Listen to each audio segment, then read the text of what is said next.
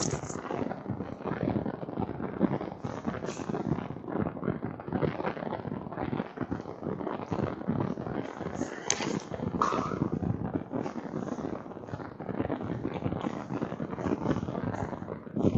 વિદ્યાર્થી મિત્રો,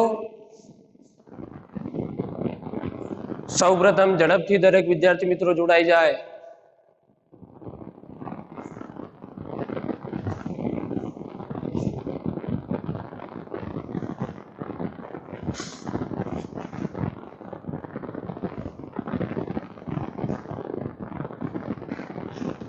બોર્ડ પર લખેલું અને અવાજ સ્પષ્ટ સંભળાતો હોય તો કોમેન્ટમાં ઓકે નો મેસેજ કરવો.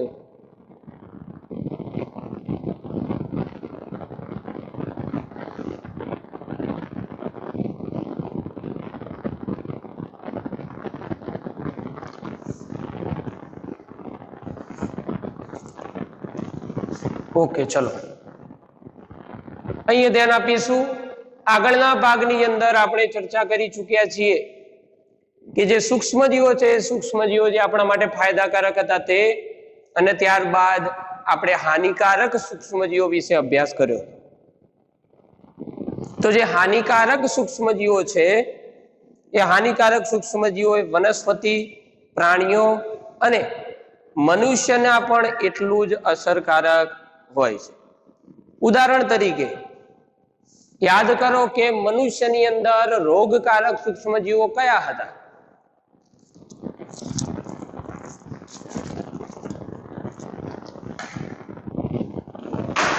મનુષ્યમાં રોગકારક સૂક્ષ્મજીવો તો બેક્ટેરિયા, ફૂગ અને વાયરસ જેવા સૂક્ષ્મજીવો મનુષ્યની અંદર રોગ કરવા માટે સંકળાયેલા છે. ત્યારબાદ બેક્ટેરિયા તેમજ અમુક વાહકો પણ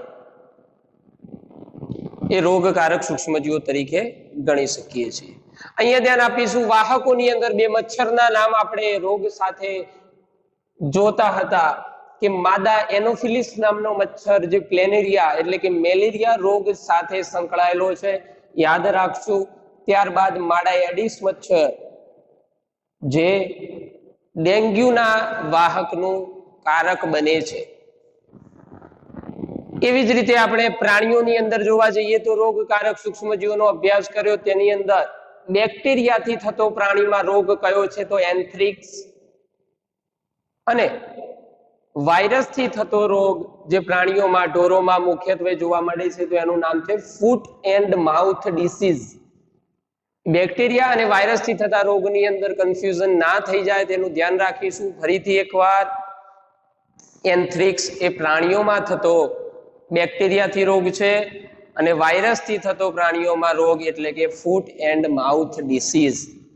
તેવી જ રીતે વનસ્પતિની અંદર ઘઉં, બાજરી, ડાંગર, જુવાર, મકાઈ, સફરજન અને સંતરા જેની અંદર મોટા પ્રમાણની અંદર રોગોનું પ્રમાણ જોવા મળે છે, જેનાથી ખેડૂતોને ઘણું પાકનું નિષ્ફળતા, ત્યારબાદ પાકના ઉત્પાદનમાં પણ ઘટાડો થતો જોવા મળે છે. કહેવાનો મતલબ, રોગકારક સૂક્ષ્મજીવમાં વનસ્પતિ, પ્રાણીઓ અને મનુષ્ય ત્રણેયને સાંકળી લેતા હોય છે. અહીંયા ધ્યાન આપીશું. હવે દરેક વિદ્યાર્થી મિત્રોની નજર અહીંયા હોવી જોઈએ, કેમ કે આ ચેપ્ટરનો અને આખી પુસ્તકનો એક મોસ્ટ ટાઈમપી પ્રશ્ન એટલે કે નાઇટ્રોજન ચક્ર, ફરીથી બોલું છું, આખા એ પુસ્તકની અંદર પ્રથમ અને દ્વિતીય સેમિસ્ટરમાં એક જ ચક્રનો તમારે અભ્યાસ કરવાનો છે, જે નાઇટ્રોજન ચક્ર.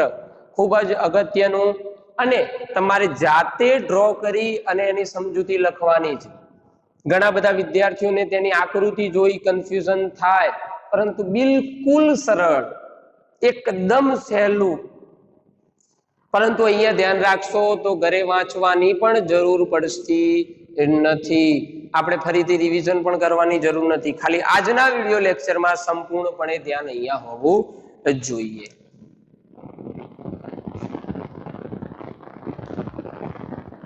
ચલો, નાઇટ્રોજન ચક્ર અહીંયા ધ્યાન આપીશું. નાઇટ્રોજન ચક્ર અહીંયા અને એની સમજૂતી આપણે અહીંયા દોરીશું. બીજી વાત કે આ ચેપ્ટરની અંદર માત્ર ને માત્ર આપણે એક ટોપિક રહે છે, જે આના પછી લઈ લઈશું, ખોરાકની જાળવણી સૂક્ષ્મજીવો દ્વારા કેવી રીતે કરી શકાય, અથવા તો જે ખોરાક બગડતો હોય છે એ ખોરાકને બગડતો કેવી રીતે અટકાવી શકાય, લાંબો સમય સુધી સાચવી શકાય. તો એક ટોપિક બાકી રહે છે જેની સમજૂતી આપણે છેલ્લે મેળવી લઈશું. અહીંયા ધ્યાન આપીએ નાઇટ્રોજન ચક્ર. તો સૌપ્રથમ વિદ્યાર્થી મિત્રો, વાતાવરણમાં નાઇટ્રોજનનું પ્રમાણ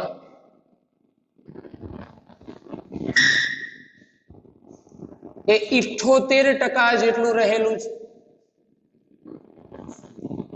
યાદ રાખીશું, નાઇટ્રોજન ચક્રમાં અથવા તો વાતાવરણીય જે વાયુ નાઇટ્રોજન છે તેની અંદર નાઇટ્રોજનનું પ્રમાણ આપણે 78% જેટલું લઈશું. આગળ અહીંયા ધ્યાન આપીશું, 78% જેટલો વાતાવરણમાં નાઇટ્રોજન છે. પરંતુ જો નાઇટ્રોજન ચક્રની ચર્ચા કરવા જઈએ એની પહેલાની સમજૂતી, એટલે કે આપણે અગાઉના ધોરણમાં ભણી ગયા છે કે નાઇટ્રોજનનું સ્થાપન ભૂમિમાં થાય અને તેને વનસ્પતિ લે તો કયા વર્ગની વનસ્પતિ છે? હંમેશા માટે કઠોળ વર્ગની વનસ્પતિ, તેમાં સિમ્બીકુળ. અને એ સિમ્બીકુળની મૂળ ગંઠિકાઓમાં રાઇઝોબિયમ નામના બેક્ટેરિયા દ્વારા વનસ્પતિની મૂળ ગંઠિકાઓમાં નાઇટ્રોજનનું સ્થાપન થાય છે.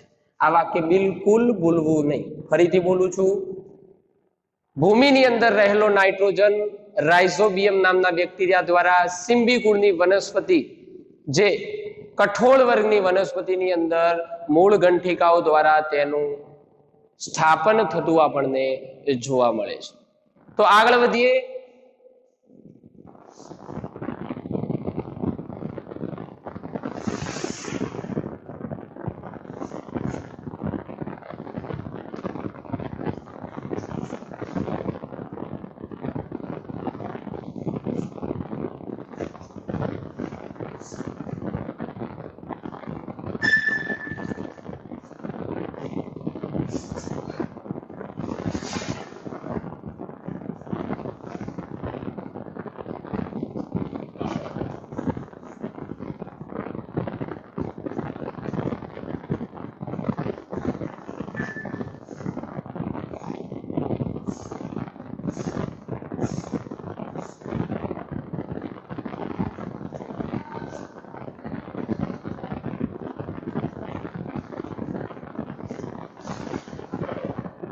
ઓકે, તો એ ખ્યાલ આવી ગયો છે.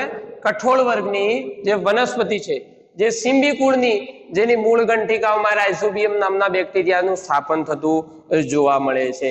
હવે જોઈએ કે એવી કઈ વનસ્પતિ છે. તો ઉદાહરણ તરીકે તમને ખબર જ છે કે કઠોળ વર્ગની વનસ્પતિ કઈ હોય, તો છે વાલ, મઠ, મગ, ચણા અને ખાસ કરી સૌથી વધારે રાઇઝોબિયમ જોવા મળતા હોય તો વટાણા.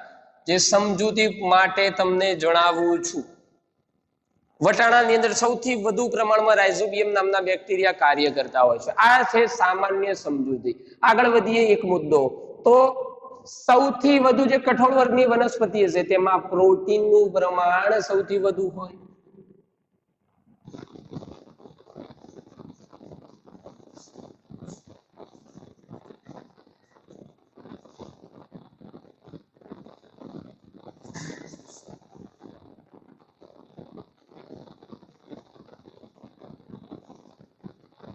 ઓકે, ચલો આટલી સમજૂતી ખ્યાલ આવી જાય. ફરીથી નાઇટ્રોજન ચક્રની શરૂઆત કરતા પહેલા 3 મુદ્દા લખી દેવાના. ફરીથી, વાતાવરણની અંદર નાઇટ્રોજનનું પ્રમાણ 78% જેટલું જોવા મળે. કઠોળ વર્ગની વનસ્પતિ સિમ્બીકુળની, તેની મૂળ ગંઠિકાઓમાં રાઇઝોબિયમ નામના બેક્ટેરિયા દ્વારા તેનું સ્થાપન થાય.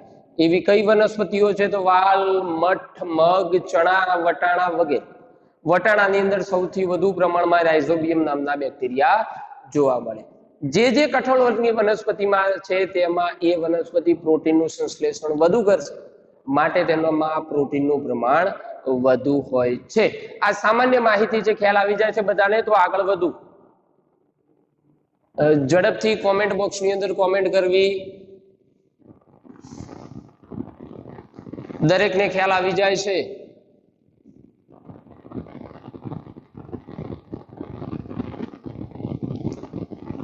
ઓકે, તો આગળ વધીએ. ચલો હવે નાઇટ્રોજન ચક્ર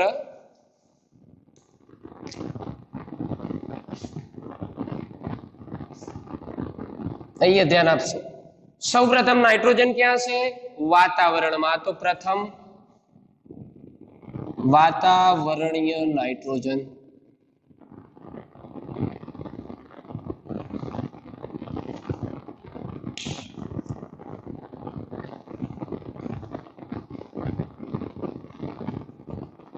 હવે અહીંયા ધ્યાન આપો. વાતાવરણમાંથી ભૂમિની અંદર નાઇટ્રોજન આવવા માટે એક વાતાવરણમાં નાઇટ્રોજન છે, બીજો જમીનમાં એટલે કે ભૂમિમાં નાઇટ્રોજન.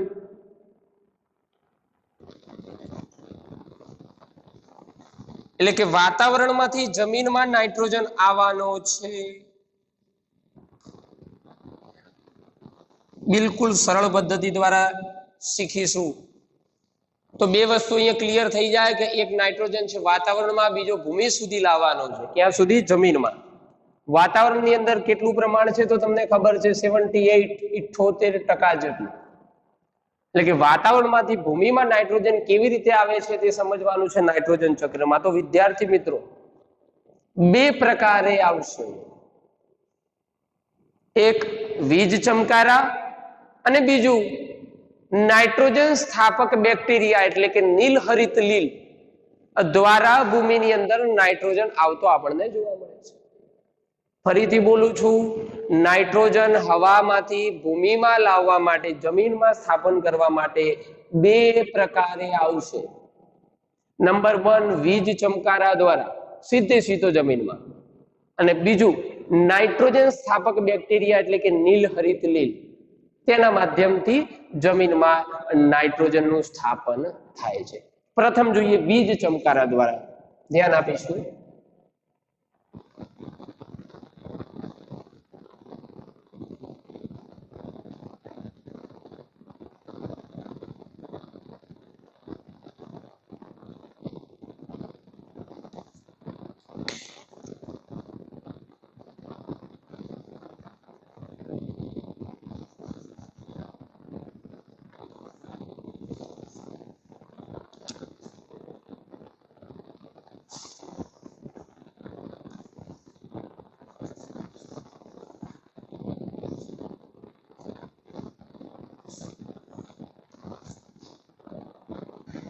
चलो, तो एक वस्तु अहीं क्लियर થઈ ગઈ ફરીથી કે ભાઈ વાતાવરણનો નાઇટ્રોજન એ વીજ ચમકારાથી સીધો ભૂમિમાં નાઇટ્રોજનનું સ્થાપન.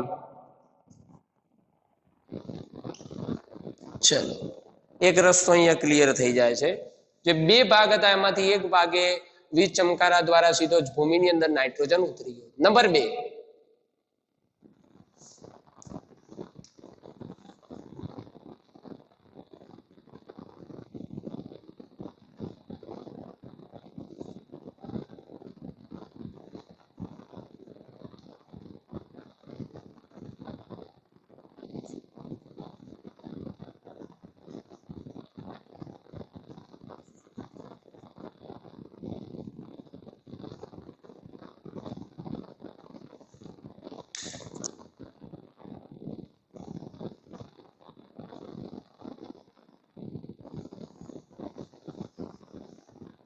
चलो, तो અહીંયા એક વાતાવરણમાંથી નાઇટ્રોજન સ્થાપિત કરતા બેક્ટેરિયા, જેમાં નીલહરિત લીલ દ્વારા N2 નું શોષણ કરવું, નાઇટ્રોજનનું શોષણ કરવું.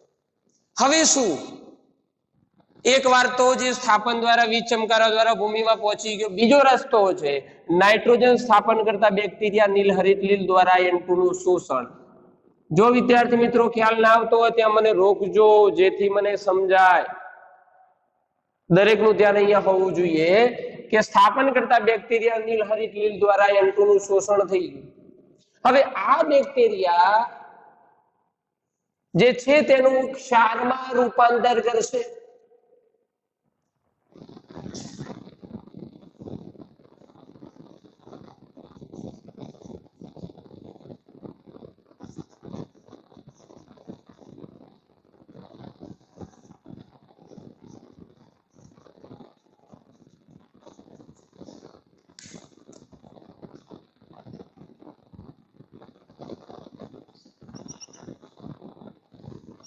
ચલો અહીંયા ધ્યાન આપો. અને એક ક્ષાર ક્યાં ભળશે?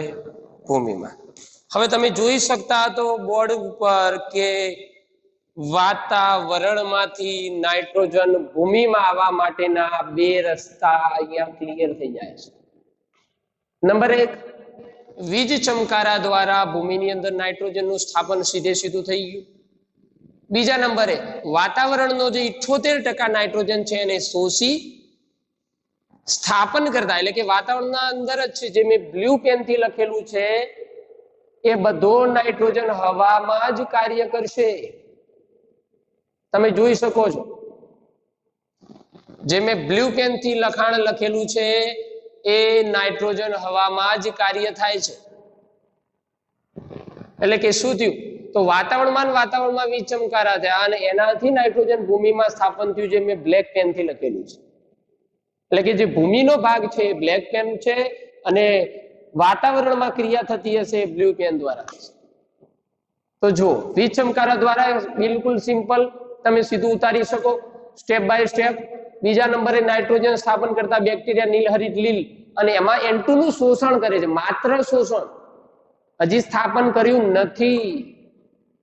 ધ્યાન આપજો, હજી વાતાવરણમાં તેનું શોષણ જ કરે છે. કોણ? નીલહરિત લીલ જેવા બેક્ટેરિયા. અને એ જે શોષણ કરેલા બેક્ટેરિયા છે તેનું ક્ષારમાં રૂપાંતર કરશે એ જ બેક્ટેરિયા. અને એ ક્ષાર હવે ક્યાં પડશે? ભૂમિમાં.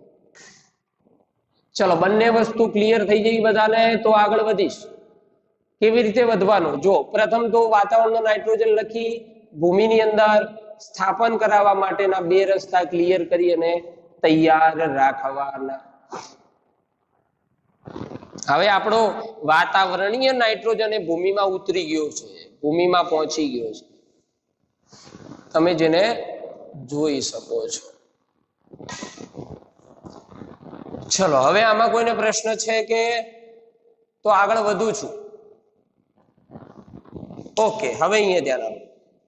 વાતાવરણ બંને સાઈડથી જમીનમાં ઉતરી ગયો છે, હવે સ્થાપન ભૂમિમાં થઈ ગયું. હવે યાદ કરો કે ભૂમિની અંદરથી નાઇટ્રોજન કેવી રીતે જશે આગળ?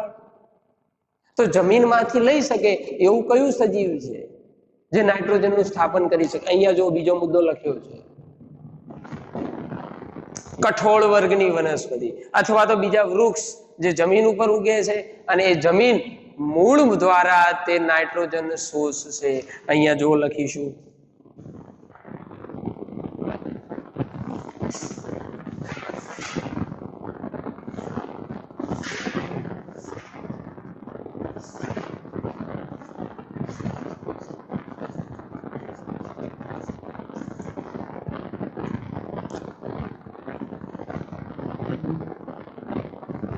ચલો સરસ. તો અહીંયા ધ્યાન આપીશું કે વનસ્પતિએ શું કર્યું? ભૂમિમાંથી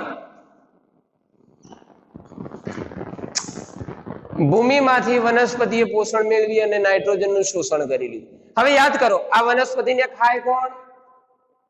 પ્રાણીઓ. એટલે મનુષ્ય પણ સામાજિક પ્રાણી છે અને બીજા પ્રાણીઓ તેનો આહાર તરીકે ઉપયોગ કરશે. જે નાઇટ્રોજન ભૂમિમાંથી વનસ્પતિમાં ગયો અને વનસ્પતિમાંથી હવે ક્યાં જશે? સરસ.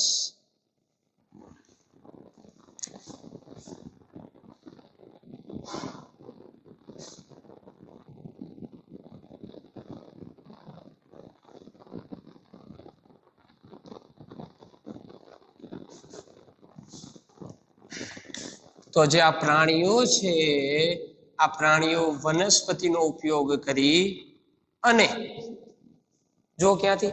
ભૂમિમાંથી વનસ્પતિમાં, વનસ્પતિથી પ્રાણીઓમાં, અને આ પ્રાણીઓ જ્યારે મૃત્યુ પામે ત્યારે તેના ઉપર વિઘટકો કાર્ય કરે અને તેનું સંપૂર્ણ વિઘટન કરી પ્રાણીઓનો મૃતદેહ અથવા તો વનસ્પતિનો મૃતદેહ એ જમીનની અંદર ભળી જશે. એટલે પાછું રિવર્સ, ભૂમિમાંથી વનસ્પતિ, વનસ્પતિમાંથી પ્રાણી, અને પ્રાણીનું જ્યારે મૃત્યુ થાય એ સમયે તેના વિઘટકો દ્વારા તેનું વિઘટન થઈ અને ફરીથી તેના અશ્મિ સાથે તે જમીનમાં ભળશે. એટલે ફરીથી નાઇટ્રોજન પાછો ભૂમિમાં.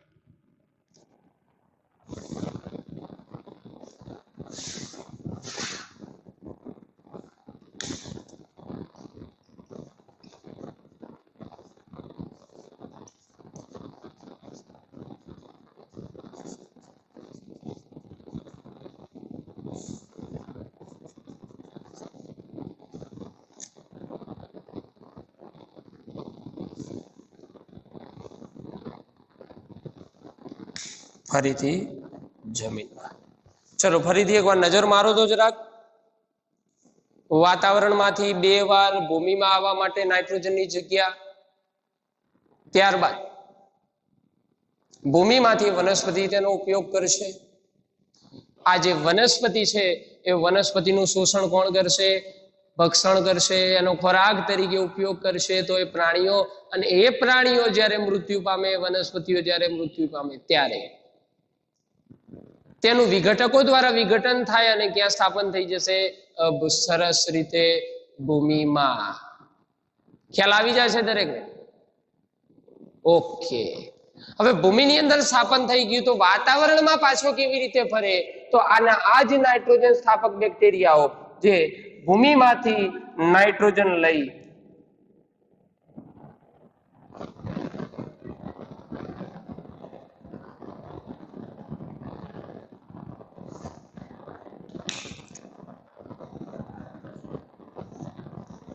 ભૂમિમાંથી નાઇટ્રોજનનું સ્થાપન કરી અને ફરીથી પાછો ક્યાં પાછો ફરશે? વાતાવરણમાં. અહીંયા જોઈ શકો છો તમારું નાઇટ્રોજન ચક્ર એકદમ ક્લિયર છે. ખ્યાલ આવી જાય દરેક ને? ફરીથી રિપીટ કરું છું, જોઈ લેજો. વાતાવરણમાં નાઇટ્રોજન સીધો ક્યાં લાવવાનો છે? ભૂમિમાં. એના અહીંયા 2 રસ્તા, એક વીજ ચમકારા દ્વારા સીધો ઉતરી જશે. સેકન્ડ નંબર, નાઇટ્રોજન સ્થાપન બેક્ટેરિયા એટલે કે નીલહરિત લીલ જેવાનું શોષણ વાતાવરણમાં જ થાય. તે વાતાવરણની અંદર ક્ષારનું રૂપાંતર કરી અને ભૂમિમાં રૂપાંતર કરી દે. એટલે કે વાતાવરણમાંથી ભૂમિમાં આવવા માટેના 2 રસ્તા. એ ભૂમિનો નાઇટ્રોજન વનસ્પતિ લે, વનસ્પતિનો ખોરાક તરીકે પ્રાણીઓ ઉપયોગ કરે. પ્રાણી જ્યારે મૃત થાય કે વનસ્પતિ મૃત થાય એટલે પાછો નાઇટ્રોજન સીધો જમીનમાં ભળે. જમીનની અંદર ફરીથી નાઇટ્રોજન પાછો આવે. આ N2 ને એના એ જ જે બેક્ટેરિયા છે વાતાવરણના, તે પાછો ભૂમિની અંદરથી તેને વાતાવરણમાં લઈ શકે અને આનો આ જ સાયકલ ચાલુ અને ચાલુ રહેશે. તો ધ્યાન આપીએ અહીંયા લખાણ ઉપર, તેની સમજૂતી પૂરી કરી લઈએ.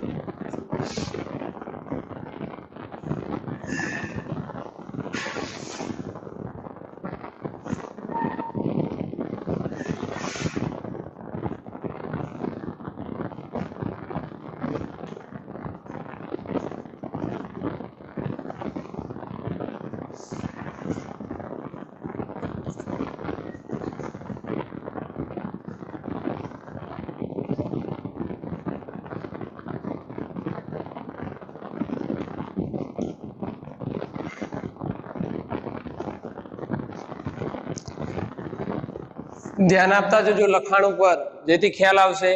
જે નાઇટ્રોજન ચક્રની અંદર આપણે જે કાર્ય કર્યું એનું જ લખાણ અહીંયા લખીશું.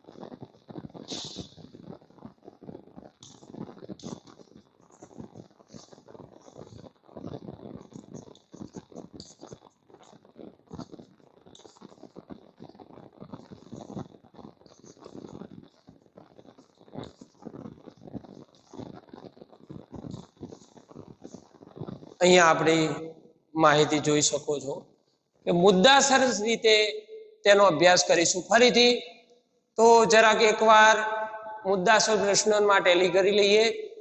78 જકાર જેટલું તેનું પ્રમાણ.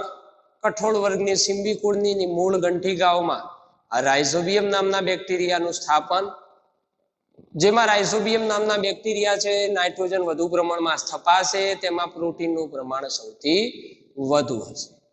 હવે અહીંયા ધ્યાન આપીએ તો વાતાવરણમાંથી નાઇટ્રોજન જમીનમાં આવવા માટે પ્રથમ વીજ ચમકારા દ્વારા તેનું સ્થાપન થશે, જે સીધો જ ભૂમિમાં ઉતરશે. ત્યારબાદ વાતાવરણમાં રહેલા બેક્ટેરિયા અથવા તો નીલહરિત લીલ જે N2 નું શોષણ કરે છે, અને આ જે નાઇટ્રોજનનું શોષણ કરતા જોવા મળે તે જ બેક્ટેરિયા તેનું ક્ષારમાં રૂપાંતર કરી અને ભૂમિમાં તેનું સ્થાપન કરશે. આ ભૂમિમાં હવે સ્થપાયેલો નાઇટ્રોજનનો ઉપયોગ વનસ્પતિ પોતાના પોષણ તરીકે મૂળમાંથી કરશે, અને આ પોષણ તરીકે ઉપયોગ કરેલી વનસ્પતિ એ સુવિકસિત થયા બાદ તેનો ખોરાક તરીકે અન્ય પ્રાણીઓ તેનો ઉપયોગ કરે છે. આ જે પ્રાણીઓ છે તે N2 નું સ્થાપન તેની અંદર કરશે. પ્રાણીઓનું જ્યારે મૃત્યુ અથવા તો વનસ્પતિનો મૃતદેહ આપણે જાણીએ છીએ કે લાંબો સમય સુધી જમીન ઉપર પડ્યો રહે ત્યારે જે હવામાં રહેલા સૂક્ષ્મજીવો છે, વિઘટકો છે, તે વિઘટન દ્વારા પોતે આખા શરીરનું વિઘટન કરી તેના બધા જ પોષક તત્વો ફરીથી જમીનમાં સ્થાપિત કરશે. તો તેની સાથે સાથે નાઇટ્રોજનનું પણ ફરીથી ભૂમિમાં સ્થાપન થઈ જશે, અને આ જ બેક્ટેરિયા ફરીથી ભૂમિમાં રહેલો જે નાઇટ્રોજન છે તેનું વાતાવરણમાં સ્થાપન કરી અને ફરીથી નાઇટ્રોજન એ વાતાવરણમાં લઈ જશે. આ રીતે વિદ્યાર્થી મિત્રો આખું નાઇટ્રોજન સર્કલ અહીંયા તૈયાર થાય, જેની સમજૂતી સાથે અહીંયા આપણે બોર્ડ ઉપર લખેલું છે. કોઈ પણ વિદ્યાર્થીને તકલીફ હોય તો જણાવી શકે. બધાને ખ્યાલ આવી ગયો હોય તો કોમેન્ટ બોક્સની અંદર કોમેન્ટ કરવી.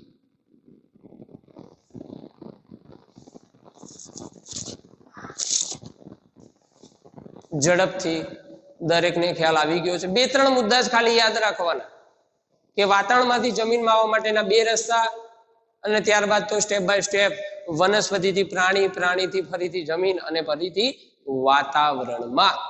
તો દરેક વિદ્યાર્થી મિત્રોને સંપૂર્ણ સમજૂતીમાં ખ્યાલ આવી ગયો હોય તો આ ભાગમાં આટલું જ.